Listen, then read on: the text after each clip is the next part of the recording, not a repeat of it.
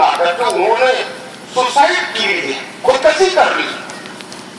तो साथियों, ये अगर इस लड़ाई को हम नहीं लड़ेंगे तो फिर और कौन लड़ेगा? वो तो गरीबों को लालच दे करके मजहब बदलने की बात करते हैं।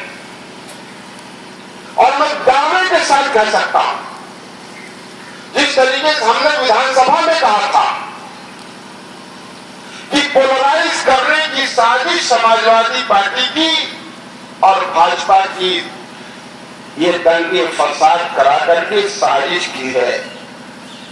और मैंने पहले भी कहा था, मुजफ्फरनगर दंगे के बाद जब लोकसभा चुनाव का नतीजा आया तो हमने हर जगह कहा था कि अब दंगा पूरा उत्तर प्रदेश में नहीं हो सकता, दंगा उत्तर प्रदेश में नहीं हो सकता है। जब तक 2017 का चुनाव नहीं हो जाएगा तब तक दंगा नहीं हो सकता, क्योंकि सब सरकार ये समझ गई है कि दंगे फसाद कराने से भाजपा को फायदा है, उसे फायदा नहीं है। जब तक समाजवादी सोच रही थी कि उसे फायदा हो रहा था, तब तक वो दंगा फसाद करा रही थी। और मैं दावे के साथ कह सकता हूं कि अगर सरकार न चाहे तो मजहबी फसाद होना नामुमकिन हो ही नहीं सकता। तो सरकार करा रही थी।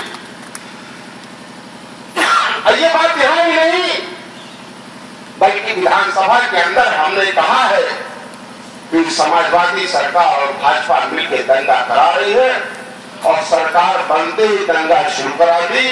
अब मुजफ्फरनगर में जब इनके चेहरे सामने आ गए तो ये रुक गया। क्यों दंगा नहीं हुआ? क्या हो गया दंगे को? मगर दंगा नहीं हो गया तो उन्होंने दूसरा रास्ता ढूंढा।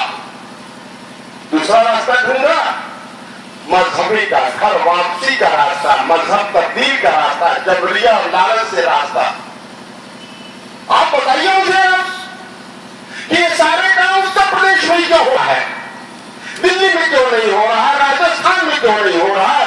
अगर ये भाजपा चला रही है तो राजस्थान में क्यों नहीं हो रहा, मध्य प्रदेश में क्यों नहीं हो रहा है, जहां दिल्ली, जहां गुजरात में क्यों नहीं हो रहा है, महाराष्ट्र में क्यों नहीं हो रहा है, या भाजपा की सरकार वहां क्यों नहीं हो रहा है, जहां इन्हीं की सरकार वहीं क्यों हो रहा है?